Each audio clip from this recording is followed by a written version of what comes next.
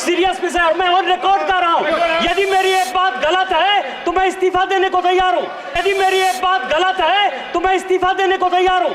सारे बंगाल से, मुर्शिदाबाद और मालदा से सारे लोगों ने आकर हिंदुओं के ऊपर जुल्म किया और ये ऑन रिकॉर्ड है और झारखंड की पुलिस कोई काम नहीं कर पा रही।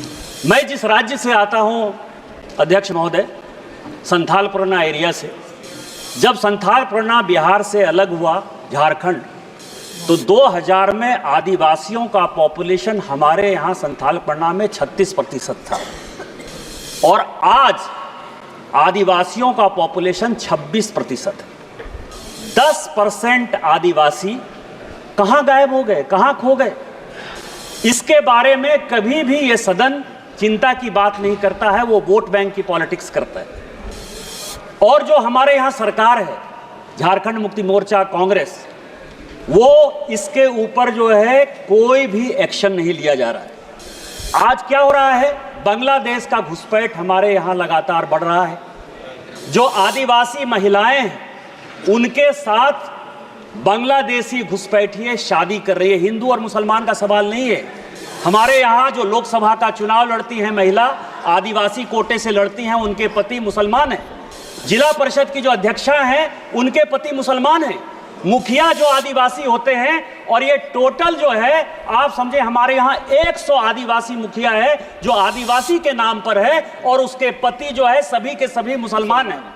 हमारे यहाँ अभी विधानसभा का चुनाव हुआ अध्यक्ष महोदय, मैं जिस लोकसभा से आया उसकी एक विधानसभा मधुपुर में लगभग 267 बूथों पर 117% मुसलमानों की आबादी बढ़ गई। और पूरे आप समझिए कि टोटल जो है झारखंड में कम से कम 25 विधानसभा ऐसी है जहां 123%, 110% आबादी बढ़ी है। ये एक बड़ा चिंता का विषय है। दूसरा सर, हमारे यहां अभी पाकुड़ जिले में तारानगर इलामी और डांगापाड़ा में दंगा हो गया। दंगा क्यों हो गया कि बंगाल से ममता बनर्जी की जो पुलिस है और वहां के लोग मालदा और मुर्शिदाबाद से आकर हमारे लोगों को भगा रहे हैं और हिंदुओं का गांव खाली हो रहा है। ये बड़ा ही सीरियस विषय और मैं ऑन रिकॉर्ड कर रहा हूं। यदि मेरी एक बात गलत है तो मैं इस्तीफा देने को तैयार हूं। सारे बंगाल से, मुर्शिदाबाद और मालदा से सारे लोगों ने आकर हिंदुओं के ऊपर जुल्म किया और ये ऑन रिकॉर्ड है और झारखंड की पुलिस कोई काम नहीं कर पा रही। निशिकांत दुबे जी। धन्यवाद अध्यक्ष महोदय। सर, संविधान खतरे में। हम यहाँ हंसने की बात करते हैं, दलितों की बात करते हैं, पिछड़ों की बात करते हैं, आदिवासी को बचाने की बात करते हैं, और सारे सरकारों की नीतियाँ, चाहे केंद्र सरकार हो चाहे राज्य सरकार हो, कहीं किसी की भी सरकार हो, उसका एकमात्र लक्ष्य यही है कि समाज के अंतिम व्यक्ति तक पहुँचना है। मैं जिस राज्य से आता हूं अध्यक्ष महोदय, संथाल परगना एरिया से, जब संथाल परगना बिहार से अलग हुआ झारखंड, तो 2000 में आदिवासियों का पॉपुलेशन हमारे यहाँ संथाल परगना में 36% था और आज आदिवासियों का पॉपुलेशन 26% है। 10% आदिवासी कहाँ गायब हो गए, कहाँ खो गए? इसके बारे में कभी भी ये सदन चिंता की बात नहीं करता है, वो वोट बैंक की पॉलिटिक्स करता है। और जो हमारे यहाँ सरकार है, झारखंड मुक्ति मोर्चा कांग्रेस, वो इसके ऊपर जो है कोई भी एक्शन नहीं लिया जा रहा है। आज क्या हो रहा है? बांग्लादेश का घुसपैठ हमारे यहाँ लगातार बढ़ रहा है। जो आदिवासी महिलाएं हैं उनके साथ बांग्लादेशी घुसपैठिए शादी कर रही है। हिंदू और मुसलमान का सवाल नहीं है। हमारे यहाँ जो लोकसभा का चुनाव लड़ती हैं महिला, आदिवासी कोटे से लड़ती हैं, उनके पति मुसलमान हैं। जिला परिषद की जो अध्यक्षा हैं उनके पति मुसलमान हैं। मुखिया जो आदिवासी होते हैं, और ये टोटल जो है आप समझे हमारे यहाँ 100 आदिवासी मुखिया है जो आदिवासी के नाम पर है और उसके पति जो है सभी के सभी मुसलमान हैं। हमारे यहाँ अभी विधानसभा का चुनाव हुआ अध्यक्ष महोदय, 123% तक यहाँ सभी लोग चुनाव लड़कर आए हैं। प्रत्येक 5 साल में 15 से 17% पॉपुलेशन बढ़ता है या वोटर बढ़ता है। हमारे यहाँ 123%। जय, मैं जिस लोकसभा से आया उसकी एक विधानसभा मधुपुर में लगभग 267 बूथों पर 117% मुसलमानों की आबादी बढ़ गई। और पूरे आप समझिए कि टोटल जो है झारखंड में कम से कम 25 विधानसभा ऐसी है जहां 123%, 110% आबादी बढ़ी है। ये एक बड़ा चिंता का विषय है। दूसरा सर, हमारे यहां अभी पाकुड़ जिले में तारानगर इलामी और डांगापाड़ा में दंगा हो गया। दंगा क्यों हो गया कि बंगाल से ममता बनर्जी की जो पुलिस है और वहां के लोग मालदा और मुर्शिदाबाद से आकर हमारे लोगों को भगा रहे हैं और हिंदुओं का गांव खाली हो रहा है। ये बड़ा ही सीरियस विषय है और मैं ऑन रिकॉर्ड कर रहा हूं। यदि मेरी एक बात गलत है तो मैं इस्तीफा देने को तैयार हूं। सारे बंगाल से, मुर्शिदाबाद और मालदा से सारे लोगों ने आकर हिंदुओं के ऊपर जुल्म किया और ये ऑन रिकॉर्ड है और झारखंड की पुलिस कोई काम नहीं कर पा रही है। मेरा आपके माध्यम से स्पीकर महोदय आग्रह है कि पूरा मालदा, मुर्शिदाबाद, अररिया, किशनगंज, कटिहार और हमारे यहाँ साहबगंज और ये झारखंड हाईकोर्ट का अभी 22 जुलाई का ऑर्डर है जो ये कह रहा है कि मुसलमानों की आबादी दिन प्रतिदिन बढ़ रही है और वहाँ भारत सरकार को हस्तक्षेप करना चाहिए। कि यह जितना किशनगंज, अररिया, कटिहार, मालदा, मुर्शिदाबाद और पूरा संथाल बना है इसको यूनियन टेरिटरी बनाइए, नहीं तो हिंदू खाली हो जाएंगे। एनआरसी लागू करिए और इसके पहले यदि कुछ नहीं होता है तो सबसे पहले हाउस की एक कमेटी भेजिए और पूरे सभी उसमें तृणमूल कांग्रेस के मैक्सिमम पर रखिए कि वो कमेटी जाए। और दूसरा जो ये लॉ कमीशन की रिपोर्ट है 235वीं 2010 की, उसको लागू करिए कि धर्मांतरण और शादी के लिए परमिशन जरूरी है। आपने मुझे मौका दिया। इन्हीं शब्दों के साथ जय हिंद, जय भारत। जो मान्य सदस्य सदन का सदस्य नहीं उसका नाम लिया होगा तो निकाल देंगे और कभी ले भी नहीं है। नेक्स्ट क्वेश्चन नंबर 7 कोडा विशेंद्र रेड्डी। అధ్యక్ష ఈ అవకాశం ఇచ్చినందుకు ధన్యవాదాలు. ఇది మా తాండూర్ బషీరాబాద్ సంబంధించిన రైల్వేలకు సంబంధించిన విషయము. ఇది ఒక ముఖ్యమైన విషయము. ఇది చాలా అర్జెంట్ విషయము.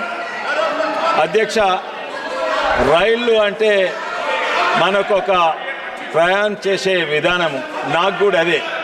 కానీ మా బషీరాబాద్ ప్రజలకు రైళ్ళు అంటే ఒక విద్య, స్కూళ్ళకు పోతారు అధ్యక్ష. రైళ్ళు అంటే ఉద్యోగం చేసేందుకు వికారాబాద్, తాండూర్ మరి హైదరాబాద్కు రైళ్ళలో పోతారు. ఆపద వచ్చినా కూడా రైళ్ళు అంటే హాస్పిటల్, ఏమైనా ఆపద వచ్చినా హాస్పిటల్. అధ్యక్ష, తాండూర్ బషీరాబాద్ మధ్యలో కాగ్నా నది ఉన్నది. అయితే రోడ్డు మీద పోవాలంటే చుట్టూ తిరిగి పోవాలి, కానీ రైల్లో పోతే చక్కగా పోవచ్చు, అగ్వలో పోవచ్చు. అయితే అధ్యక్ష, అక్కడ తాండూర్ బషీరాబాద్కు రైళ్ళు ఎన్నో వస్తాయి కానీ వచ్చిపోతాయి, ఆగాయి.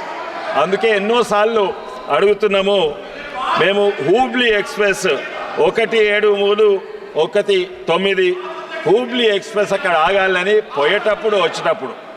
అదే కాక ఇది 2 ఏళ్ల సది కాదు 5 ఏళ్ల సది అడుగుతున్నాము. కానీ ఈ నడుమ 3 రోజుల కింద రాయలసీమ ఎక్స్ప్రెస్ ఏదైతే ఆగేద్దో అది 3 రోజుల బంద్ అయింది.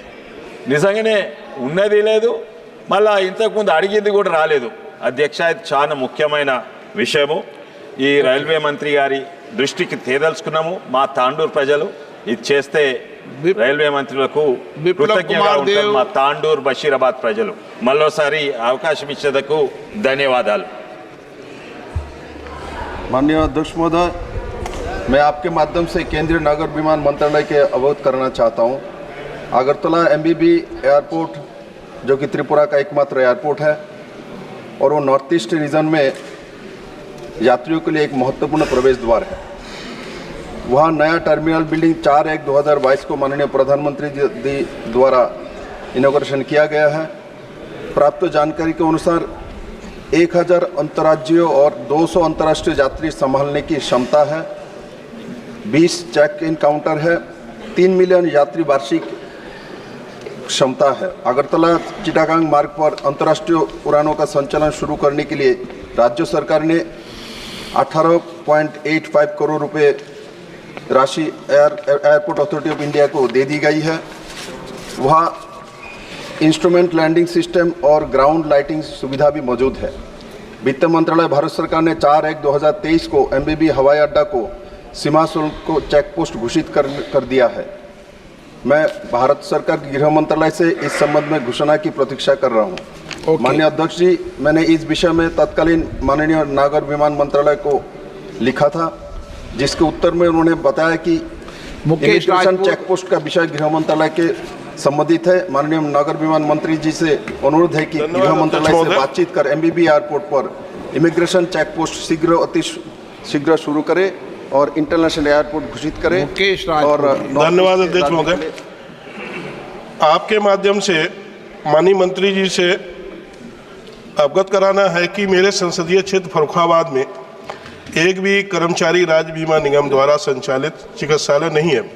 महोदय, फर्रुखाबाद जनपद में सैकड़ों की संख्या में भट्टे भी हैं, बीड़ी उद्योग का भी बड़ा काम होता है और साथ साथ में हमारे यहाँ तम्बाकू का भी कई गोदामें हैं, कारखाने हैं और इसी के साथ साथ में कपड़ा की ब्लॉक पेंटिंग और जरदोजी का भी बड़े काम होते हैं, जिससे लगभग सैकड़ों की संख्या में, हजारों की संख्या में हमारे यहाँ श्रमिक काम करते हैं, परंतु उनके स्वास्थ्य संबंधी समस्याओं के समाधान के लिए एक भी श्रमिक चिकित्सालय नहीं है। महोदय, आपके माध्यम से माननीय श्रम एवं रोजगार मंत्री जी से निवेदन है कि मेरे संसदीय क्षेत्र फर्रुखाबाद में एक श्रमिक चिकित्सालय ESIC अस्पताल की स्थापना कराने की कृपा करें, जिससे कभी दुर्घटनाग्रस्त कोई श्रमिक हो जाता है या स्वास्थ्य में कोई गड़बड़ी होती है, जिससे वो अपना स्वास्थ्य करा के अपने परिवार के साथ अपना जीवन यापन कर सके, अपने परिवार के साथ अपना योगदान कर सके। पुष्पेंद्र सरोज। सभापति, धन्यवाद सभापति महोदय, आपने मुझे बोलने का मौका दिया। सर, मैं कौशाम्बी से आता हूं और मैं सबसे पहले उन लोगों की आवाज़ रखना चाहता हूं जिनकी आवाज़ इस सदन में थोड़ी कम उठाई जाती है, हमारे इंडियन फोक आर्ट फेडरेशन लोगों की, हमारे कल्चरल लोगों की। सर, प्रयागराज में NCZCC ऑडिटोरियम है, वो बहुत समय से रेनोवेट हो रहा है। उनकी 3 प्राथमिकता हैं, 3 छोटी मांगे हैं जो मैं मिनिस्टर ऑफ कल्चर के सामने रखना चाहूँगा। सर, एक तो कि वो थोड़ा इंटरवेंशन करके उनका रेनोवेशन प्रोसेस जो है वो स्पीड अप करें, क्योंकि वो बुकिंग्स अपनी नहीं करा पा रहे हैं और अपनी प्रैक्टिस नहीं कर पा रहे हैं। दूसरी उनकी मांग यह है कि उनकी बुकिंग फ़ीस 4 गुना बढ़ाई जा रही है। सर, ये एक प्राथमिकता है क्योंकि 4 गुना उन पे जो भार है वो बहुत ज़्यादा है, तो प्लीज़ इसका संज्ञान लेते हुए उस बुकिंग फ़ी को थोड़ा कम करने का मेरा अनुरोध है। तीसरी उनकी मांग ये है कि जो बुकिंग स्लॉट्स हैं वो 4 से 6 घंटे हैं। वो सर पूरे दिन काम करके आते हैं और शाम का समय उनको मिलता है प्रैक्टिस करने के लिए। तो माननीय मिनिस्टर ऑफ कल्चर इसका संज्ञान लेते हुए हमारे फोक आर्ट फेडरेशन के लोगों से और हमारे जो कल्चरल लोग हैं उनका संरक्षण करते हुए इन 3 प्राथमिकताओं को संज्ञान में लेते हुए उनके टवर्ड्स काम करें। धन्यवाद।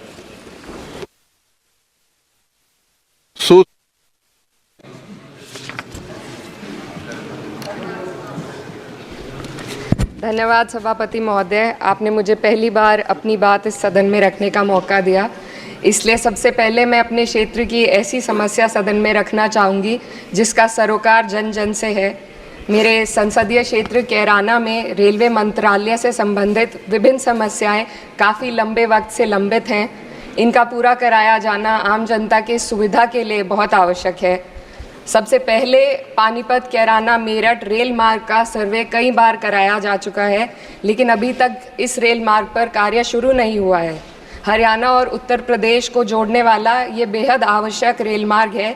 इस रेलवे लाइन के बनने से हरियाणा और उत्तर प्रदेश के सीधे जुड़ जाने से क्षेत्र को बहुत लाभ होगा। इसके अलावा शामली से प्रयागराज तक और शामली से वैष्णो देवी तक नई ट्रेनों के चलाने की मांग क्षेत्र के लोग लंबे समय से करते आ रहे हैं। प्रयागराज में उच्च न्यायालय का होना और वैष्णो देवी एक धार्मिक तीर्थ स्थल होने के कारण दोनों स्थानों की कनेक्टिविटी अति आवश्यक है। अंत में दिल्ली शामली सहारनपुर रेल मार्ग पर स्थित जंधेड़ी फाटक व रामपुर फाटक के ऊपर रेलवे पुलों का निर्माण काफ़ी लंबे समय से अधर में लटका हुआ है, जिसे क्षेत्र की जनता बहुत परेशान है। इन दोनों रेलवे पुलों का निर्माण जल्दी से पूरा कराया जाना भी बेहद ज़रूरी है।